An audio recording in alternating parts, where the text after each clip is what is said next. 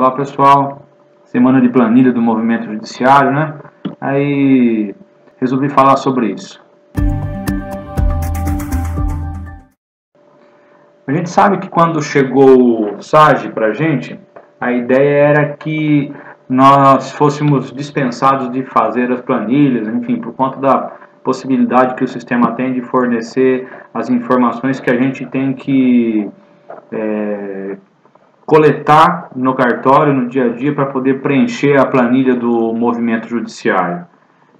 O fato é que o SAGE, embora não tenha até agora a possibilidade que corregedorias nos dispensasse do preenchimento da planilha, o SAGE é uma excelente ferramenta para que a gente possa pesquisar as informações que a gente precisa coletar para preenchimento da planilha.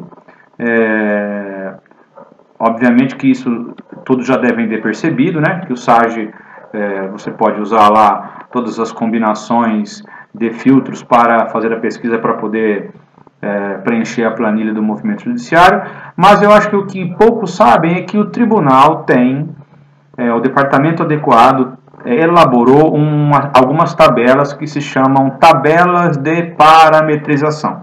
O que é que são essas tabelas de parametrização? Nada mais são do que um conjunto de combinações de registros que você, lançando na pesquisa, consegue extrair os dados do sistema para depois preencher a planilha do movimento judiciário. Por exemplo, na unidade que eu trabalho, nós não anotamos absolutamente nada manualmente para fins de preenchimento de planilha. Tudo é coletado do SAGE. E existe planilha do movimento judiciário para cartórios cíveis, cartórios criminais, juizado, infância, execução fiscal, varas cumulativas, varas especializadas. Eu estou em casa agora e eu não consigo entrar nesta tabela de parametrização aqui de casa porque é na intranet, não na internet, mas logo na segunda-feira eu já vou colocar o link para vocês na descrição do vídeo para vocês terem contato com a tabela de parametrização. Ela ajuda demais. Eu já uso a tabela exclusivamente, a tabela de parametrização para preenchimento de planilha há 3 anos, há mais de 3 anos. No começo não existiam todas, obviamente, mas hoje praticamente todas, para todas as competências, para todas as necessidades, existe a tabela de parametrização para produtividade de cartório e para produtividade de juiz. Então você vai lá, pega a planilha, pela pesquisa avançada você combina competência, classe, assunto, movimentação, nome de juiz, período e você extrai os dados da planilha, do sistema para preenchimento da planilha. A propósito, a planilha do movimento judiciário, ela já aqueles dados que vêm pré-carregados na planilha do movimento judiciário, eles são carregados através desta tabela de parametrização. A coleta é automática naqueles dados que são pré-carregados. É simples de usar, precisa de um pouquinho de digamos, traquejo na hora de começar a usar. Eu vou disponibilizar o link para acesso à planilha primitiva, a planilha feita pelo Tribunal de Justiça, e vou também, no meu caso, atualmente eu trabalho numa vara civil, eu vou disponibilizar a planilha que nós manipulamos a partir da tabela principal. Nós fizemos uma outra tabela, sem alterar os dados que devem ser captados, obviamente, senão não estaria correto, mas eu costumo dizer que eu fiz um aperfeiçoamento na ordem de coletar os dados para ficar fácil. Porque a tabela de parametrização do tribunal, primeiro se você seguir a tabela, primeiro você vai coletar as entradas, depois você vai coletar a saída, os dados de entrada e os dados de saída. O que eu fiz foi coletar entrada e saída de cada uma das partes da planilha. Por exemplo, processo de conhecimento, eu vou lá e coleto entrada e saída. Processo de execução, eu vou lá e coleto entrada e saída. Processo de cumprimento de sentença, entrada e saída. Por quê? Você vai entender a hora que você começar a usar a tabela de parametrização que você precisa combinar competência, assunto e tipos de movimentação. Quando você coleta entrada, todas as entradas e depois todas as saídas, você vai ter que alterar as classes de assuntos de todas as entradas e depois alterar as classes e assunto de todas as saídas. Então, para que eu não precise alterar com tanta frequência, eu parametrizo a classe e assunto do processo de conhecimento e pesquiso entrada e saída. Aí depois eu parametrizo a classe e assunto de processo de execução e pesquiso entrada e saída. Ao contrário, eu teria que parametrizar conhecimento e dados de entrada. Depois eu tenho que mudar execução, classe e assunto, dados de entrada. Cumprimento de sentença, mesma coisa. E depois eu teria que fazer tudo de novo para as saídas. Então, para economizar tempo.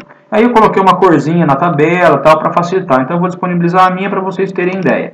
E tem algumas coisinhas lá na tabela de parametrização do tribunal que eu acrescentei, que não estão lá, mas que eu acho necessário, que eu acrescentei na tabela, que eu elaborei a partir dessa, mas que não altera em absolutamente nada os dados, mas que penso que seria necessário colocar.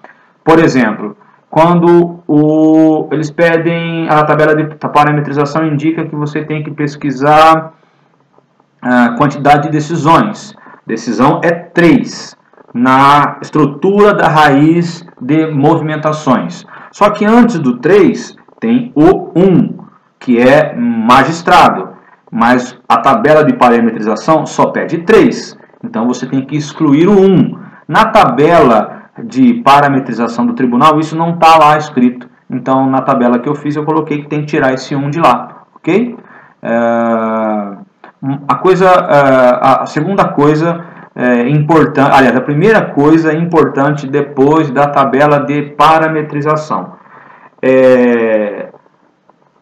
A tabela de parametrização ela é baseada em combinações de classe, assunto, competência e movimentação. E é aí que está o pulo do gato. Você que vai usar a tabela de parametrização tem que saber quais são as movimentações importantes que devem ser rigorosamente observadas na hora de serem lançadas, para que os dados os registros que você vai puxar a partir da pesquisa eletrônica, a pesquisa do SAGE, sejam realmente aqueles necessários para você preencher a planilha do movimento judiciário. Vou dar um exemplo prático do que acontece muito.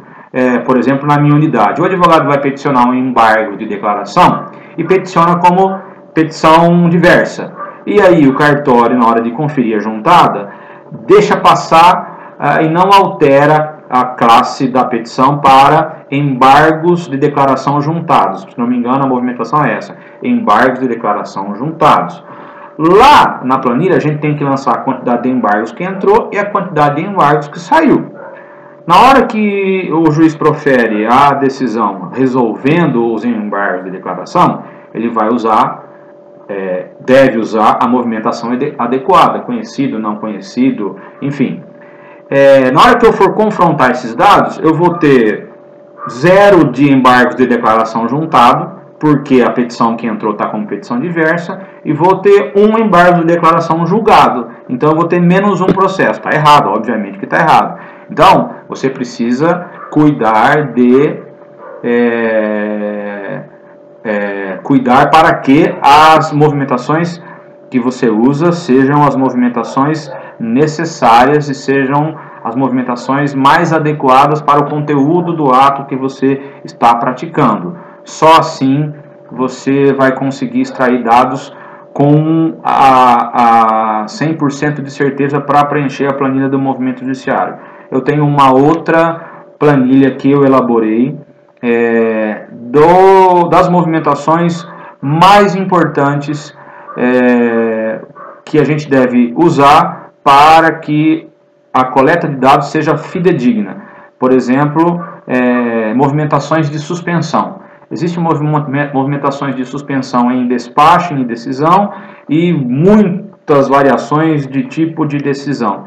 Lá no nosso cartório, por exemplo, nós padronizamos. Então, toda vez que fizermos uma decisão que suspende o processo, a gente vai usar sempre aquela decisão que nós padronizamos, porque aí fica fácil de coletar os dados para a planilha do movimento judiciário. Se alguém tiver alguma dúvida, se alguém quiser alguma orientação de como fazer essa pesquisa a partir da pesquisa avançada do SAGE, ou tiver dificuldade, mande um alô, curta a página, divulgue o vídeo e até a próxima.